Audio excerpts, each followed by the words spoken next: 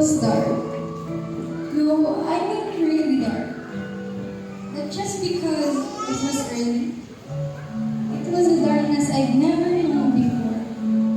A darkness that didn't just surround you but crept into your soul and smothered it. I had known dark times before.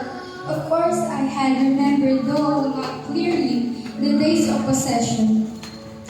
The days when I didn't know what I was doing, what I was saying, where I was going, or who I was. But then, that had changed. He spoke. And his words, the darkness lifted, the shadow was gone. And I was a new woman. A new life started. A life of adventure and discovery. A life where who I am was linked with who he is. For the first time, the very first time, I knew the light. I knew that life had a purpose, a meaning. The Galilean countryside had never seemed so green. The lake never seemed so blue. The meals were all shared. There was fun and serious joy and laughter. And the food, even bread, tastes better. Even bread, fresher, lighter, and he spoke words of power and authority. Not always easy words, not always comforting words, but they burn. They burn in your heart, in your soul, and you knew, I would never be the same again. So we came to Jerusalem. You should have seen the crowds of people from Bethsaida, Capernaum, everywhere in Galilee. Crowds of people singing for joy as he entered the city on a donkey. Hosanna! Hosanna! Blessed is the King of Israel. We knew this was big. We knew that things were about to change and change forever. How could they? How could they? We had heard him speak and we were changed. Jerusalem would hear him speak and it would be changed. The world would be changed. There was no end to what thought was about to happen. The next few days went by in a blur of anticipation and excitement. And then the night fell, and the soldiers came, and we watched Mary, his mother, and her sister, and all we watched helpless, hopeless, and he was crucified. We stood there and watched, and we could do nothing. Where was Peter? Matthew?